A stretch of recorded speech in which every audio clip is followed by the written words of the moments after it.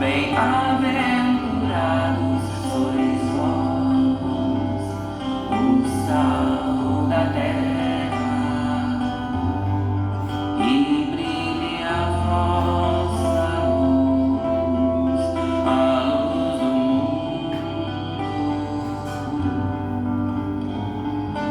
Bem-aventurados sois vós, pobres de espírito.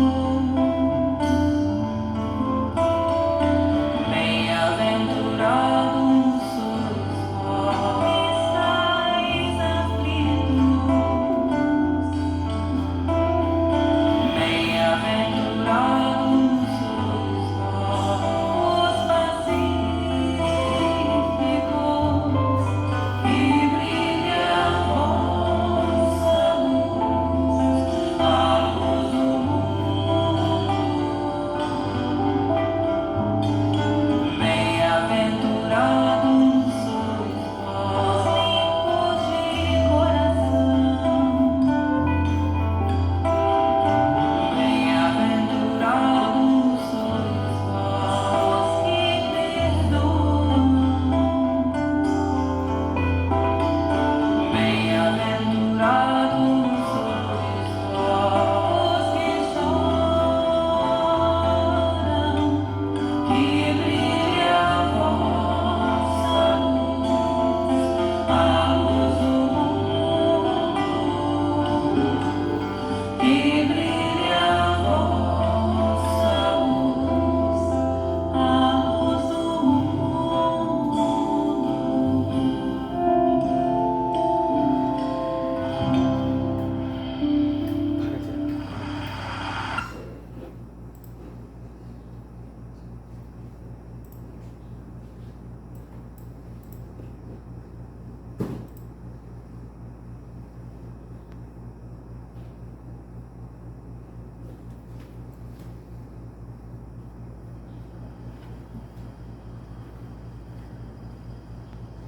Bem-aventurados os pobres de espírito, porque deles é o reino dos céus.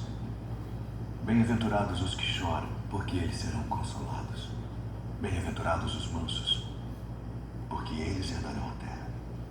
Bem-aventurados os que têm fome e sede de justiça, porque eles serão fartos.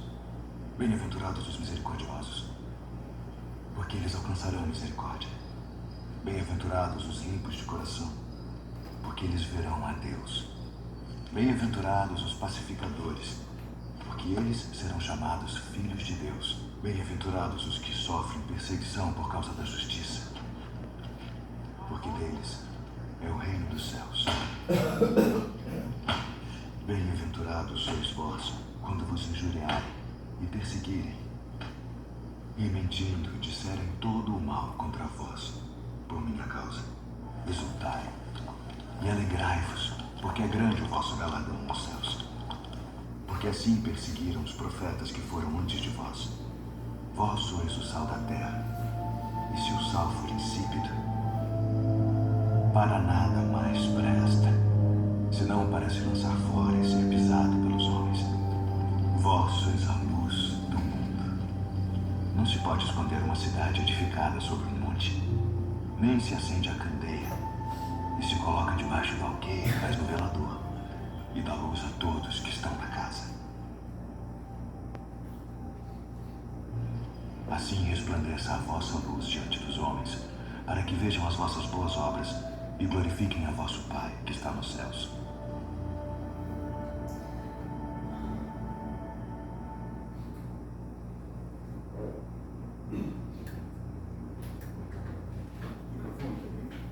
Aí embaixo.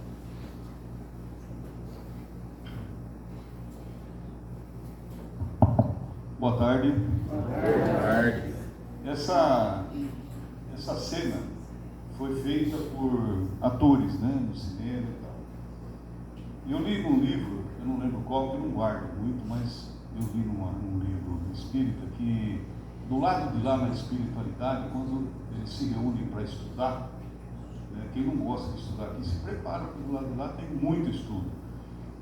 E lá quando eles estudam e falam de Jesus e dão exemplo dessas passagens como essa aí, eles mostram um filme também. A diferença é que o filme é real. É o próprio Jesus. Essa é a cena que aconteceu mesmo. Como eles fazem, a gente não sabe, né? Mas é como se tivesse alguém filmando na época, escondido ali, né? Como é que chama esse pessoal aí? Paparazzi estava filmando e depois eles passam a imagem verdadeira para estudo. Então a gente vai conhecer Jesus, a imagem dele, que a gente tem tanta curiosidade de saber como é que era, né? Quando a gente desencarnar, a gente, embora não vá ver ele tão perto, tão logo, mas pelo menos nos estudos lá a gente vai ver. Falar sobre pacificação, pacificadores, que é uma das bem-aventuranças que nós estamos estudando, e graças a essa boa ideia do Anderson de estudar cada sábado uma bem-aventurança, hoje é a penúltima, a última semana que vem, né, Tiago?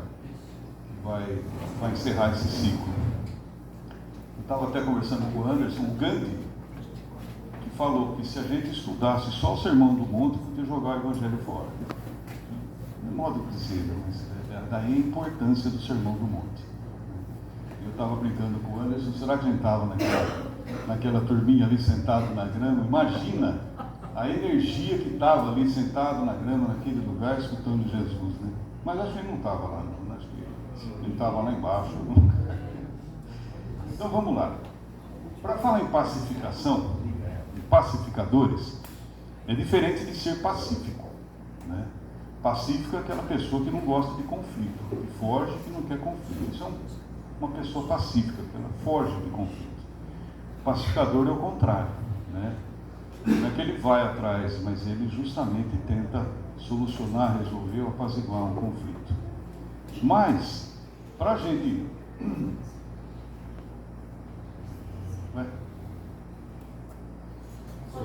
Não, peraí, pulou um, hein? Vamos diminuir o negócio. Aqui mesmo? Vai mais um. Vamos lá. Maurício, vamos lá. Não, a pilha é nova.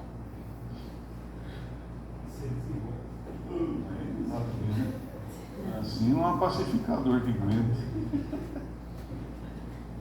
Bom, mas antes de entrar no Evangelho em si, né, um dos requisitos, acho que é o principal de ser um pacificador, vocês sabem como é? O principal. Sem isso a pessoa não, nem que queira, consegue pacificar nada de ninguém. É ela ter paz interior, ela estar em paz, que é diferente da pessoa pacífica. A pessoa é pacífico, ele não gosta de briga, ele não é de conflito, mas ele pode internamente não estar em paz, estar desequilibrado. Então, um dos requisitos seria esse aí. Ele não está aqui, né? E Jesus disse, em João capítulo 14, versículo 26, deixo-vos a paz, a minha paz vos dou, não vou dou como o mundo dá, ou seja, não é a paz que o mundo dá, né? E aí ele completa, não turbe o vosso coração, nem se atemorize. Ele não deixou a paz para nós, a paz do mundo, essa, né, que é a paz externa, aparente, ou seja, é a paz interna, não é a ausência de conflito, mas você viver internamente em paz, né? E ele diz, né, a doutrina diz que ter paz consigo mesmo, na verdade, é uma atitude, não é um fato. É como você encara as coisas. Para você ter paz, é a sua atitude, é a sua postura. Porque tem pessoas que encaram, por exemplo, um pneu furado totalmente desequilibrado, perde a paz. Às vezes demora horas para se equilibrar. E tem pessoas que perdem o ente da família e aceitam aquilo com paz, com equilíbrio, né? Então varia em cada um. E o Gandhi é um exemplo, né? Ele conseguiu libertar uma nação sem dar um tiro, né? Além de ser pacífico, ele tinha uma paz interna que contaminou tudo aquilo, né? Que criou todo. O Luther King, o Mandela, todas essas pessoas, né? Não está aqui, mas no livro Fonte Viva, capítulo 136, é do Emmanuel. ele diz o seguinte, ó, vivamos calmamente. E tem algumas lições que é interessante para a gente procurar nossa paz interna. Olha, o apóstolo Paulo disse o seguinte, ó, que procureis viver sossegados. Sossegado não é um termo de sossego, de boa vida, né? Mas não é nada disso, né? Viver sossegado não é apodrecer na preguiça. Isso Paulo falou. E o Emmanuel interpretou para nós da seguinte forma: há pessoas que vivem sem dificuldades. A gente sabe muito bem que tem gente que vive na boa, tem carro bom, mora bem, tem dinheiro, tá? Aparentemente é até invejado, né? A gente vê às vezes na televisão, fala, pô, eu queria ganhar na loto para fazer isso aí, comprar uma lancha, viajar o mundo e tal. Mas ele dá uma, e a gente sabe que é verdade, olha, essas pessoas que vivem sem dificuldade, sem conflito, aparentemente, né, elas podem, como é que chama? No Instagram, né, no TikTok, é aquele sorriso, né, que a pessoa dá aquele sorriso, mas já volta. Esses dias eu vi até um vídeo circulando sobre depressão e pensamento suicida. O cara está fotografando, ele vai fazer aquela foto, ele dá aquele sorriso de Facebook e depois já volta, fechar a cara e baixar a cabeça, né? Então, ele diz o seguinte, ó, essas pessoas que vivem sem dificuldade, sem conflitos, sem trabalho, sem obstáculos, né? Sofrem às vezes, são torturadas mentalmente por indefiníveis aflições. Muitas vezes a gente vê o cara lá, né, o velho da lancha, o cara de avião e tal, não sabemos o que ele está passando internamente. A paz dele já deve ter ido para o beleléu há muito tempo, né? A gente vê muitos artistas aí, aquele Robin Williams, vocês conhecem aquele que ele fez Uma Babá Quase Perfeita, se não me engano, um baita de um comediante, milionário, cometeu suicídio, né? Aparentemente brincando, brincalhão, né? Ele se apresentava em público, né? Aparentemente alegre, mas internamente devia estar realmente sofrendo grandes aflições, problemas, não tinha paz, né? A paz que Jesus, né, ensinou, seria a paz voltada para a espiritualidade, voltada para o divino, né, que a gente tem que buscar, e as bem-aventuranças levam para esse caminho. Viver calmamente não é dormir na estagnação, não é ficar parado. E o Emmanuel, ele escreve difícil, mas ele conclui de uma forma que a gente realmente tem que tirar o chapéu. Olha, a paz decorre da quitação, o termo que ele usou, de nossa consciência para com a vida. E o trabalho reside na base de semelhante equilíbrio. O que ele quer dizer com isso, né? Quitação da nossa consciência, ou seja, a consciência tranquila, aquela história, né, que os antigos falam, deitar no travesseiro e dormir, né? Ter a consciência limpa, tranquila, leve, isso é paz, né? E ele fala assim, olha, se nós desejamos saúde, lutemos pela harmonia do corpo. Ah, eu quero ter saúde, quero, né, estar bem, né, saúde, não ir médico, não ter problema, mas eu me cuido, a minha alimentação, faço atividade física, ou seja, eu luto pela harmonia do meu corpo, né? Se desejamos uma farta colheita, plante e cuide da lavoura com perseverança e carinho. É o exemplo do agricultor que ele dá aqui, mas é verdade. O agricultor vai lá, ele quer fazer um plantio, ele vai lá, joga a semente, vira as costas e vai para o boteco, não vai colher nada. Então ele tem que ir lá, ele tem que arar, ele tem que plantar, regar, adubar, né? E vai colher alguma coisa. Então é mais ou menos isso aí, né? Para fortalecer contra o assédio do mal, saibamos viver com serenidade e trabalhar fiel aos compromissos com a ordem e o bem. O aparente progresso dos maus não passará impune. A gente vê tanta coisa aí, né? Tanta corrupção, né? Tanta sacanagem. E a gente fala, pô, esses caras não acontece nada, estão lá, olha, fugiu para a Europa, né? Não fugiu aqui para Macatuba, fugiu para a Europa, está escondido lá, né? Vivendo. Ah, prendeu fulano, onde é que ele estava? Estava na Suíça, esquiando. Quer dizer, pô, a gente fala, não é justo, né? Mas isso não vai passar impune, né? Como diz o Os escândalos vão acontecer, mas há de quem causar, né? Os escândalos. E diz o seguinte: vivamos, ele conclui, irmão, calmamente, cumprindo com valor, boa vontade e espírito de sacrifício. O quê? As obrigações edificantes que o mundo nos impõe a cada dia. Olha só, então vamos viver com calma, dentro da normalidade, né? Cumprindo com valor e boa vontade e espírito de sacrifício essas obrigações edificantes que o mundo nos impõe, certo? Cada dia. E aí que vem o segredo: em favor de nós mesmos.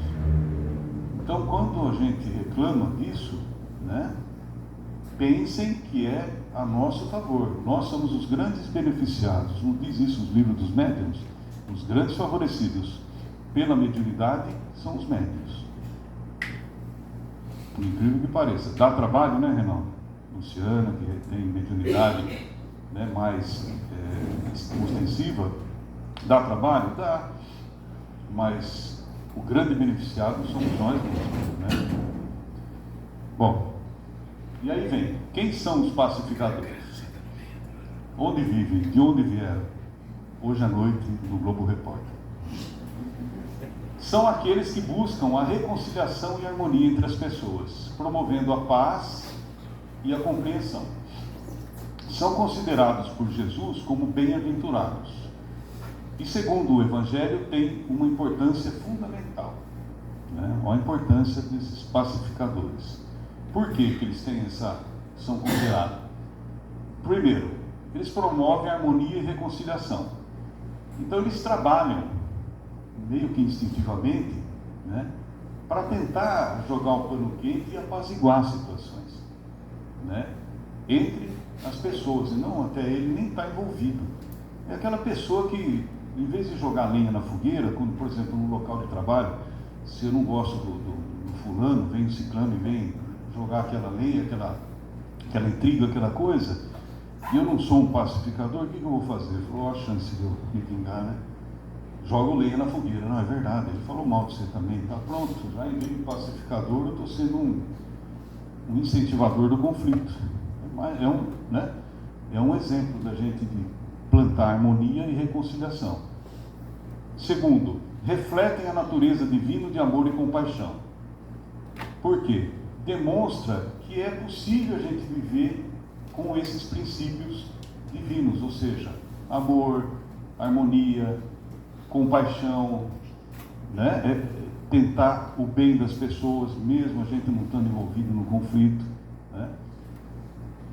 Contribui para a evolução espiritual. É claro, uma pessoa dessa que tem esse dom de fazer apaziguar essa situação, quando ele está fazendo isso, ele está contribuindo de uma forma ou de outra para a evolução espiritual daquelas pessoas, porque está conflitando, está botando na cabeça, não faz isso, tá, vamos acertar, tá. Ele está às vezes plantando ali um perdão entre as pessoas, por exemplo.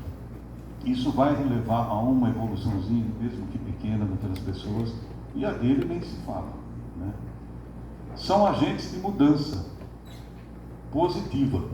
Como eu falei, por exemplo, dos dois colegas de trabalho, se você vai lá e fica cutucando, né, para criar um clima pior, né, você não é uma mudança positiva, você está aumentando aquele problema, né? E é um exemplo de vida para os outros, né, que é possível viver com amor, com compaixão, com coleguismo, com solidariedade, com harmonia. E aqueles pode ser que sirva de exemplo para alguém. Minha mãe sempre falava, né? Faça do seu lar um templo que seu filho vai tomá-lo como exemplo. Ela sempre falava isso aí. E realmente, se você dá um exemplo negativo, você vai passar o quê? Uma imagem negativa. E isso aumenta. Se for num local de trabalho que tem, por exemplo, 10 pessoas, imagine o rombo que vai dar isso aí. A reunião mediúnica é um exemplo disso, né, irmão? Beth, nós somos encarnados 4, né? E tem uma harmonia, não é verdade? Se em 4 a gente consegue manter, se um desarmoniza o negócio, perde-se toda aquela energia de trabalho. Isso levando para a vida é a mesma coisa, né? Segundo o Espiritismo, então, o que são esses pacificadores? O Espiritismo enfatiza a importância da fraternidade e solidariedade e vê os pacificadores como aqueles que trabalham para reconciliar essas pessoas. Tem uma interrogação ainda, não é? Então, o Espiritismo tem essa compreensão dessa harmonização e reconciliação como altamente positivo para todos nós, né? Todos os seres humanos são imortais, e essa ligação de amor e responsabilidade é aquela história de que nós não estamos juntos por acaso, ninguém cruza o nosso caminho por acaso. E aí a gente leva mais para o lado da nossa família, né, do lar. Né? A gente sempre fala que nós não estamos ali por acaso, nós não temos essa relação pai, filho, mãe, irmão, por acaso, tem alguma razão. São laços que são eternos às vezes. Nós estamos vindo ali, né? E por isso que aquela história, tem que, como Jesus falou, a gente tem que se conciliar, reconciliar durante a caminhada. Então esse pacificador tem que agir durante a caminhada. Eu posso ser um pacificador com um cunhado meu, né? Às vezes o cunhado que quase ninguém gosta. Não vou falar sogra não, sogra, coitado. Você tem que reconciliar com ele. De repente ele foi colocado no seu caminho para te azedar o leite mesmo, e você aprender a conviver aquilo e acertar alguma aresta que tem com ele. Nós tivemos um caso aqui, isso eu posso falar, porque faz muito tempo, né? As pessoas nem veem mais, mas teve um caso aqui que nós funcionamos aqui, os trabalhadores, uma reconciliação de pai, de mãe e filho, que eles não se suportavam, mas vinham no centro. Olha que coisa, vinham no centro, e às vezes a mãe ficava brava aí, falava assim: Edson, ele não me deu carona hoje, tive que vir com a vizinha. E foi indo, que eles acabaram, graças a Deus, eles acabaram se aproximando. Mas vinham no centro, quer dizer, o mentor era forte, hein? Que arrastava os dois, arrastou até eles se reconciliarem. Característica dos pacificadores segundo o Espiritismo: empatia e compreensão. Lógico, a gente tem que ter essa empatia de se colocar no lugar daquelas pessoas que estão em conflito, né? E entender, né, as necessidades que eles têm.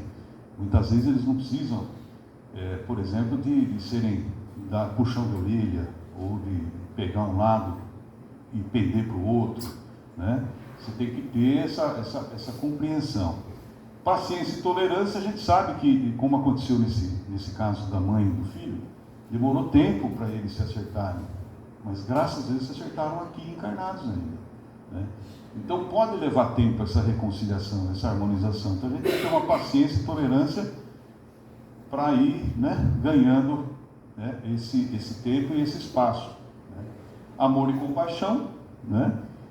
Nós temos que ter compaixão e amor independentemente de suas diferenças ou conflitos. Por exemplo, duas pessoas que uma é contra, outra é a favor do aborto, que é um tema polêmico. Se você tomar o lado de quem, e você é contra, por exemplo, se você tomar o lado de quem é contra, vai ter conciliação? Vai ter acordo? Não vai, né? É que nem no futebol, chama o VAR, mas o VAR pendeu para um lado, o outro já não vai ter acordo. Eu trabalhei no NECRIM, o André deve, não sei se chegou a conhecer, tinha o NECRIM aqui, que é Núcleo Especial Criminal. Era uma delegacia especial de conciliação. A gente fazia conciliações de crimes leves que dependiam de representação. Por exemplo, acidente de trânsito, com vítima, ameaças e etc. Nós fazíamos mais ou menos umas 800 audiências por ano. Então são 800 conciliações por ano. E o índice de acordos era bom, era mais de 90%. Mas tinha casos lá que você tinha que aplicar realmente paciência, tolerância. Eu tive casos de acidente de trânsito que era no semáforo, né? Alguns falam farol, né? Que estava verde para os dois. Não, estava verde para mim, não estava verde para mim. Bocaina não tem esse perigo, não tem semáforo. Tem? Não tem, né? Não tem.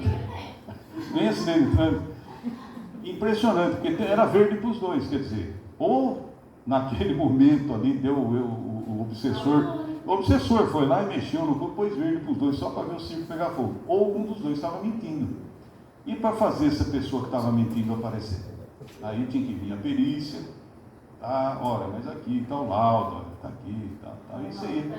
Com jeito, exatamente, né? E aí você ia conseguindo aparar essas arestas até fazer uma reconciliação, né? um acordo. Capacidade de ouvir e dialogar. Isso é importante. O ouvir. Quem faz atendimento fraterno sabe, né, que o ouvir é muito importante. Né? Mas também você tem que ter um limite, né? Porque se você ficar ouvindo aí, às vezes, de repente vai ficar o dia inteiro ouvindo e não vai chegar numa solução, porque você percebe que a conversa vai, né, partindo para um lado que é de interesse da pessoa, de uma parte ou de outra. Então, essa capacidade de ouvir e dialogar, né, é importante. Diplomacia. Saber lidar com situações difíceis e conflito, de forma construtiva e diplomática. É o caso da mãe e do filho. Como que você vai tomar partido de alguém naquele caso? Né? A mãe vinha e falava, nossa, ele não me deu carona hoje, porque não sei o quê. E ele vinha e falava assim, ela fez isso e aquilo. Então, quer dizer, um jogando em cima do outro. Se você não tivesse diplomacia, né, e tentar sempre o objetivo de harmonizar, de reconciliar, ele nunca ia ter acordo. Porque ela chegava, podia falar, reclamar, olha, não me deu carona. Ia chegar, pô, você não deu carona para sua mãe? Pô, pronto, já a reconciliação o rapaz nem voltaria aqui mais, porque falar, já estão pendendo para o lado dela. Então, olha como é difícil ser pacificador, né? Flexibilidade. Flexíveis e adaptáveis, sabendo que a reconciliação e a harmonia pode exigir compromissos e ajustes. Né? No exemplo da delegacia, havia os compromissos e ajustes, ou seja, parcelava o prejuízo de um carro, o outro se comprometia a pagar, né? Ia no papel, depois o juiz homologava, virava uma coisa que podia executar. Mas se a pessoa não cumprisse, quer dizer, tinha outro conflito.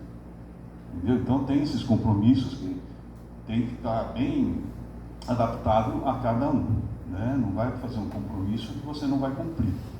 Não vai ter acordo, né? E a pacificação não vai acontecer. Respeito.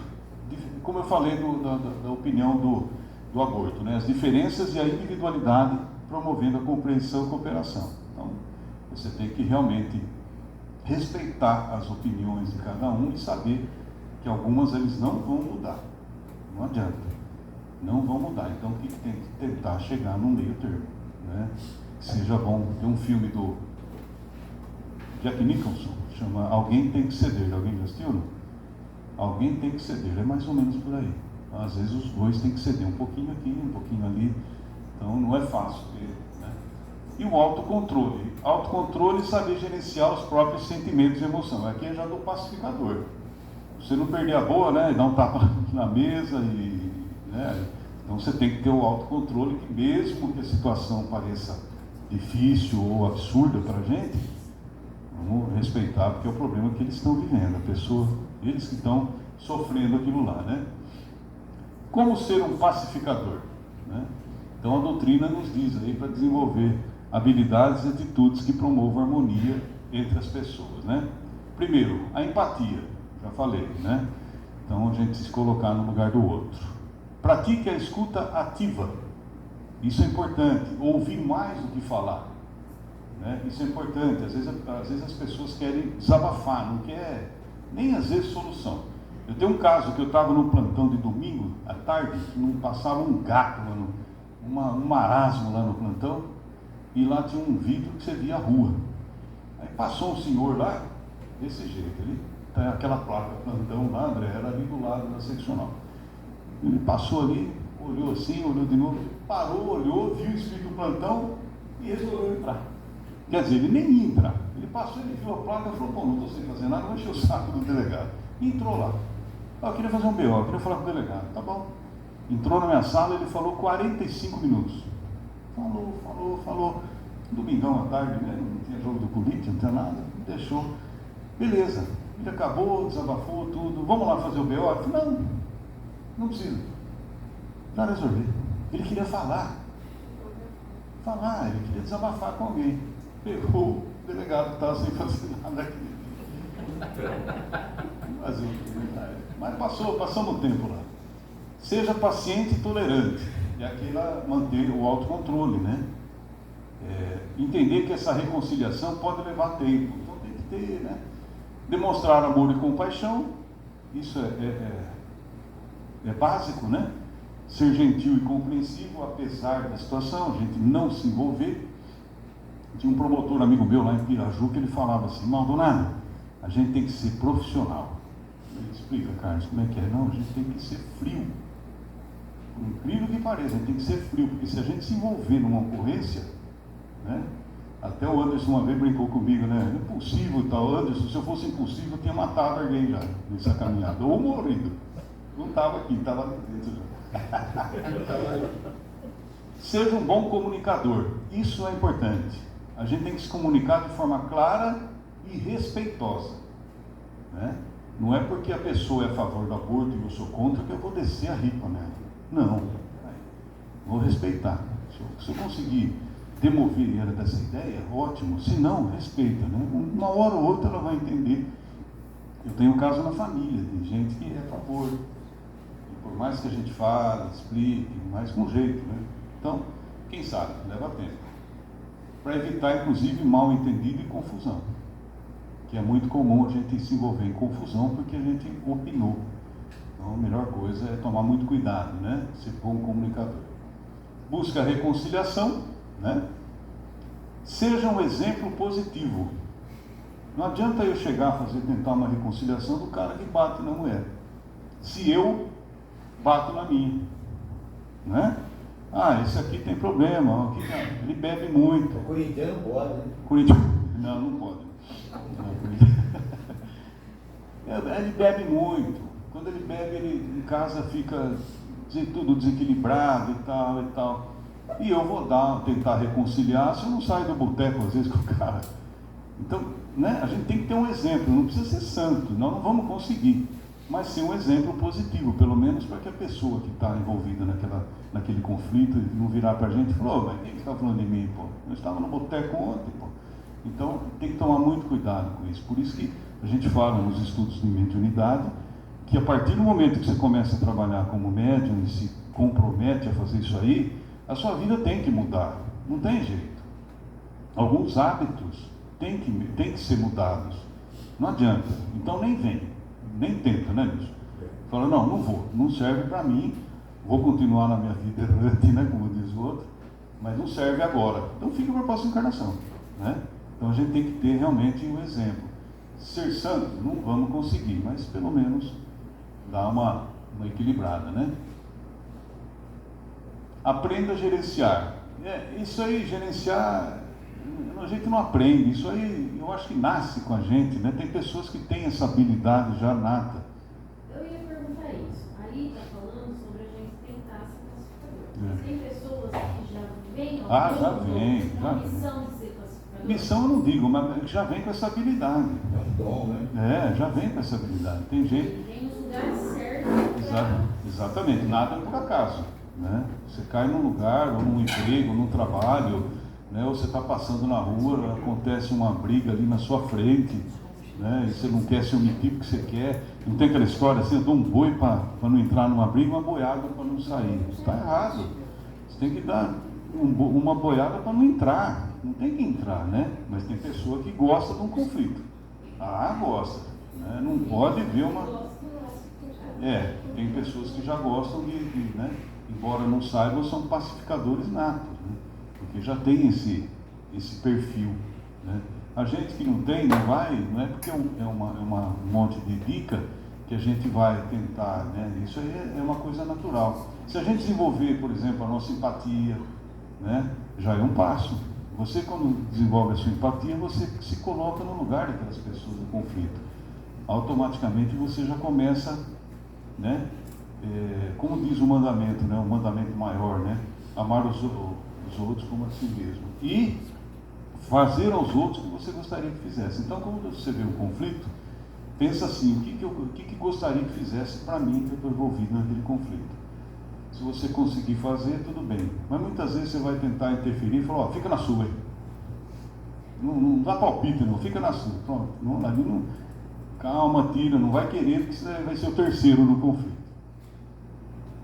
Cultive a gratidão.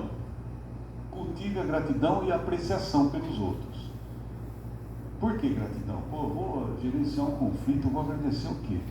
Seja grato pelas oportunidades de reconciliação e harmonia. porque você está ajudando, né? Quando a gente faz as nossas preces aí no trabalho, obrigado, né, para ele pela oportunidade do trabalho. Então, sempre é uma oportunidade de você ajudar, de você ver os outros bem. Você falar, puxa vida, consegui que aquele casal, aqueles dois irmãos lá se reconciliassem, tá, pô, legal. Não dá uma satisfação? É um negócio, para nós, é uma energia muito boa. Seja autêntico. Seja autêntico e verdadeiro em suas ações e palavras. Não tente impor sua vontade ou opinião sobre os outros. Seja autêntico. Muitas vezes a autenticidade é confundida com outras coisas, né? Pô, o cara é grosso, pô, o cara é chato, tá? Não é. É que às vezes, como a gente falava no direito, às vezes você passando pano numa situação, você está, o termo jurídico, incorrendo a pessoa em erro. Isso no direito a gente usa esse termo. O que é isso? Você está vendo que a pessoa está errada, que a pessoa está equivocada. Ah, não, vai dar tudo certo, fica tranquilo, você está indo bem, está tudo certo, tá? E vira as costas e vai. Você ajudou? Não ajudou nada. Aí você chega e fala, ô, você está errado, pô. Pensa bem o que você está fazendo. Aí vira, pô, o Edson é chato, né? Sou mesmo. Eu, como delegado de 30 anos, eu tinha que falar a verdade, não podia mentir, não podia passar pano para ninguém. Pô, você está errado, pô, olha o que você fez aqui. Entendeu? Ah, não, ele é bonzinho, ele é bacana. Não, eu estou aqui para te mostrar a verdade. Diga a verdade, que a verdade te libertará. Então, ser autêntico e verdadeiro em ações e palavras é fundamental para você ganhar credibilidade. Na reunião mediúnica, o Anderson sabe disso, os espíritos sentem quando a gente está sendo autêntico e verdadeiro, não é, Anderson? Sim. Não precisa provar, não precisa falar nada, eles sentem quando a gente está falando. E aí você pergunta, ô, mas você garante? Você está tal? O Luiz está rindo. Aí você fala, não, você está sentindo, não preciso prometer para você. Você está sabendo, você está vendo. Eles ficam quietos porque eles estão sentindo quando a gente está sendo verdadeiro, né? É isso aí. Bom, gente, essa é mais um. Era mais forte, era mais. Maldonado, você já ouviu falar, ou fazer uma sugestão de filme? Você falou que citou alguns filmes aí. Você já ouviu falar do filme Sublime Tentação? Não. Se não me engano, o ator é o Gary Cooper. É do meu tempo. O filme dos anos 50. Não vou falar aqui do tempo de Jesus, porque isso é meu amigo. Nos Estados Unidos, esse filme é considerado como um ícone da pacificação. Ah, é? É. E, inclusive, quando o Gorbachev, na época da perestroika, visitou os Estados Unidos, o Ronald Reagan deu uma cópia de presente para ele. Desse filme. Havia a Guerra Fria, estava no fim da Guerra Fria, né? Então ele deu uma cópia daquele filme como exemplo de pacificação. É considerado um ícone. Tem no YouTube, viu? Sublime Tentação. Pelo nome você acha que... Mas é lindo o filme. Você lembrou um negócio? Eu vi hoje eu vi isso aí, que o presidente dos Estados Unidos lá, ele foi visitar, foi lá no velório do Papa, e ele se reencontrou com o presidente da Ucrânia. E o último encontro deles, o que o presidente dos Estados Unidos foi? Verdadeiro e autêntico. Porque eu vi a entrevista. Ah, mas você está reclamando do outro que bombardeou, mas você também bombardeou e matou lá. Acabou. Aí todo mundo meteu a boca nele. É. Olha o jeito que ele falou. Coitadinho. Mas os dois têm culpa. Os dois têm culpa, não. Tem morte dos dois lados. Então, isso que ele falou. Ó, você está reclamando do outro, mas não foi ele foi conciliador nesse termo. Resultado. Ontem o cara foi lá e sentou, estavam os dois conversando no canto do Vaticano, com uma cadeirinha um de frente para o outro, batendo papo lá. Porque o cara sentiu, talvez. Talvez seja a forma dele reconciliar ali entre Rússia e a Ucrânia. É uma forma, vai saber, né? Alguém conduziu ele daquela forma. Porque se ele quisesse pacificar ali a situação, ele não iria jogar na cara do cara daquele jeito. Vai saber a conversa dele com o presidente da Rússia também, se não foi nos mesmos termos, né? Ele é meio louco, mas ele foi autêntico, ele foi verdadeiro. Ambos estão matando. Exatamente. Então vamos parar com isso? Foi autêntico e verdadeiro. Usou como pacificador, embora aparentemente não tenha transmitido isso. Fazer pensar na população, né? Exatamente. Porque numa guerra, quem sofre mais é a população. A guerra não tem razão. bombardeio aqui, Dario, o presidente lá está escondido em algum canto, em algum bunker, em algum lugar. Nunca vai a chegar população nele. está exposta. É. Nunca vai chegar nele, né? Bom, gente, é isso aí. Muito obrigado. Voltem sempre. Boa volta de avião. Ô, agora eu vou voltar de trem. Porque o Anderson não deu a passagem de volta, foi só de vinda. Então vamos lá. Vamos fechar os olhos. Elevar nossos pensamentos ao Mestre Jesus. Agradecer a Ele a oportunidade de estarmos aqui na casa dele, estudando as suas palavras, suas mensagens. Agradecer a espiritualidade desta casa por nos receber, por renovar as nossas energias, para que a gente saia daqui melhor do que nós entramos. Que através dos passes, a espiritualidade nos envolva, nos ilumine, faça uma limpeza energética em nós e que nós levemos para fora, para a nossa família, para a nossa casa, nossos locais de trabalho, a energia do Cristo, espalhando essa energia o máximo possível.